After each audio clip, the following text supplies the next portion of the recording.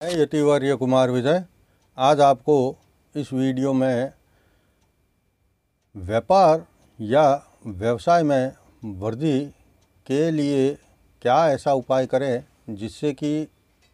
कम व्यापार हो रहा है या फिर व्यापार रुक गया है या व्यापार सही ढंग से नहीं चल रहा है तो उसको सही ढंग से चलाया जा सके, उसको लाभ की स्थिति में लाया जा सके। इस विषय में आज मैं आपको कुछ जानकारी और कुछ उपाय बताऊंगा। वैसे तो व्यापार हमेशा अच्छी स्थिति में ही चलना चाहिए, लाभ की स्थिति में चलना चाहिए। अगर यह स्थिति ऐसी नहीं है तो निश्चित तौर से यह एक बहुत बड़ा चिंता का विषय है। व्यापार अगर कम चलता है, नहीं चलता है, रुक रुक कर चलता है तो ऐसी स्थिति में व्यापार के अंदर कर्ज ज़्यादा बढ़ जाने की संभावनाएं अधिक रहती है। तो इन सब संभावनाओं को हटाने के लिए या इनसे बचने के लिए क्या उपाय करना चाहिए, इस विषय में मैं आपसे आज बात करूंगा। कुछ खुशकिस्मत व्यापारी होते हैं जिनका बिना किसी उपाय के व्यापार या व्यवसाय बहुत तेज़ी से अपने आप ही उन्नति करता है और लाभ में बढ़ोतरी होती है। लेकिन कुछ लोग बहुत पैसा अपने व्यापार में डालने के बाद भी उतना लाभ नहीं कमा पाते जितना उन्होंने इन्वेस्ट किया और बदले में मिलना चाहिए था जो लाभ नहीं मिल रहा है। अगर ऐसी किसी के साथ होता है तो बहुत ही निराशा होती है, उनको और बहुत बड़ा नुकसान उठाना पड़ सकता है। ऐसी स्थिति से बचने के लिए कुछ उपाय आपके सामने मैं आज रखूँगा और उम्मीद करता हूँ कि आगे से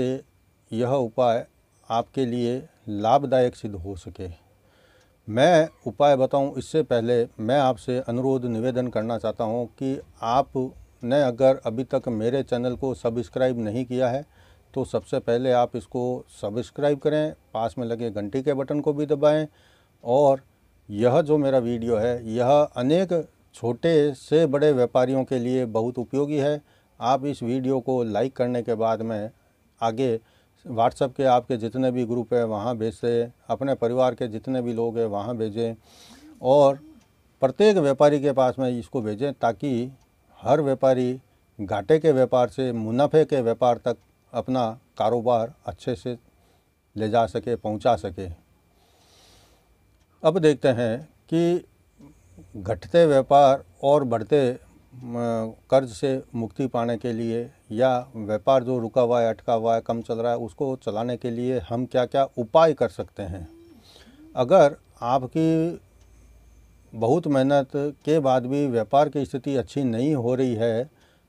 तो आप शुक्ल पक्ष की किसी भी बृहस्पतिवार को 1 रुपये के पुराने सिक्के पर केसर चंदन का टीका लगाकर पीले कपड़े में बांधकर अपने गले में रख लेवे। नियमित उसको धूप दीप अगरबत्ती करे तो छोटा मोटा अगर रुकावट है व्यापार की या ग्राहक नहीं आ रहा है तो आपकी इस प्रकार की समस्याओं से मुक्ति मिलेगी और आपका व्यापार जो है उसमें वृद्धि होना शुरू हो जाएगी। दूसरा एक उपाय मैं और बताता हूँ कि व्यापार में स्थिति ज़्यादा अच्छी नहीं चल रही है तो हर शुक्रवार को गुड़ और चना और बुधवार को 1 कटोरी अखंड चावल गरीबों को बांटें तो ग्राहकों में वृद्धि होती है और माँ लक्ष्मी की कृपा भी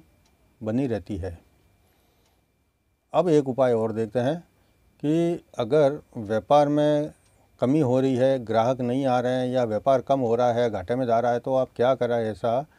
कि सोमवार को शाम के समय 1 लीटर दूध अगर बहते पानी में प्रवाहित करें और कई सप्ताह तक लगातार करें तो भी व्यापार में वृद्धि होती है। लेकिन कई लोग जो इस प्रकार के उपाय को 1 लीटर दूध का जो क्या कहते हैं ना कि दुरुपयोग समझते हैं, ऐसे लोग अगर चाहे तो किसी गरीब को भी यह दूध दे सकते हैं, पिला सकते हैं। उनको सामने ही पिलाना है, यानी कि आपके हाथ से दूध कहीं चला जाना चाहिए, चाहे बहते पानी में जाओ या किसी के पेट में चला जाए। इससे आपके व्यापार में लगातार वृद्धि होती रहेगी। लेकिन ये काम आपको हर सोमवार को करना पड़ेगा, कई दिन तक करना पड़ेगा और जब व्यापार अपनी गति पकड़ ले तो भले ही आप इसको छोड़ सकते हैं। एक उपाय और है, गुरु पुष्य अमृत योग हो या कोई और भी ऐसा ही शुभ मुहूर्त हो या योग आए तो उस दिन आप 11 गोमती चक्र एवं काली हल्दी को चंदन का तिलक लगाकर पीले रेशमी कपड़े में लपेटकर तिजोरी में रखें। तो इससे भी आपके धन की वृद्धि होती है, तिजोरी में धन बढ़ना शुरू हो जाता है। अगर बुधवार के दिन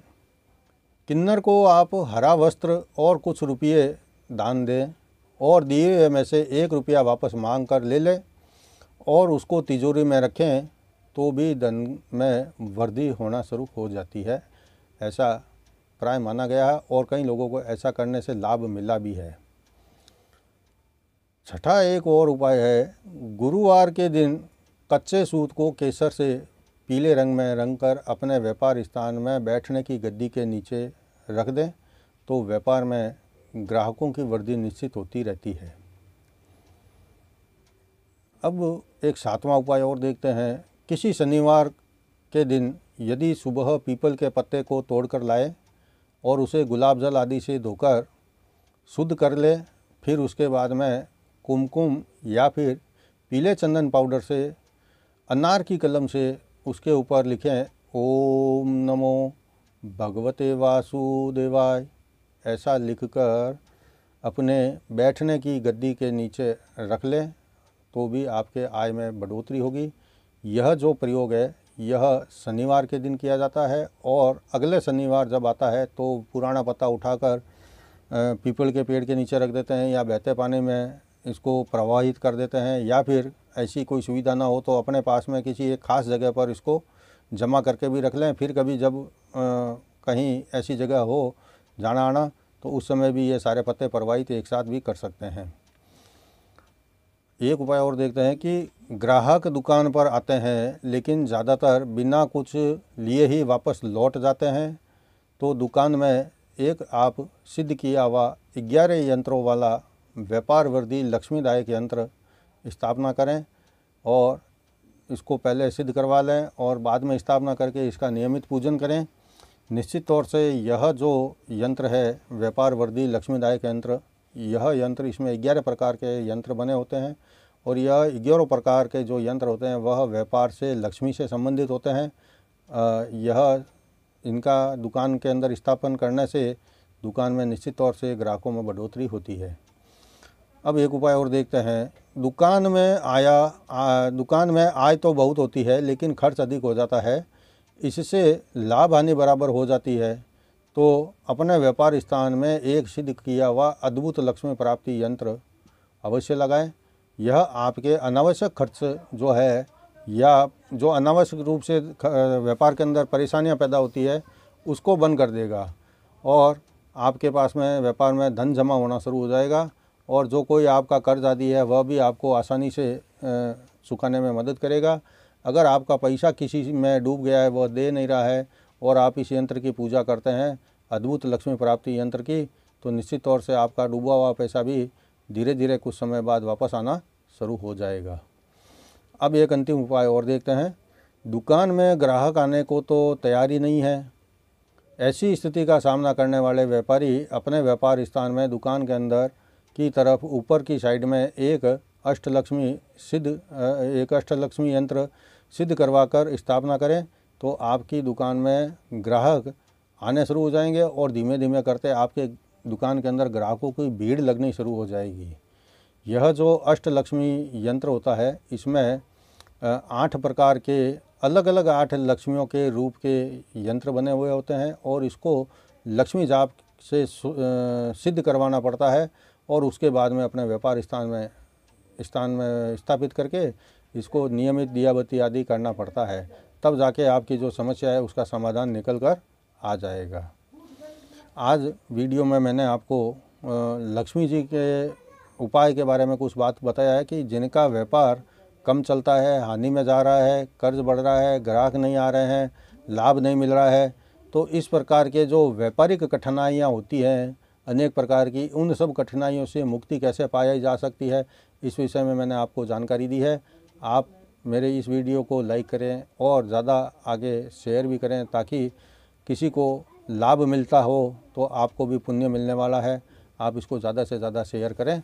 कल फिर मैं एक नए विषय पर और जानकारी दूंगा। तब तक जय जिनेंद्र।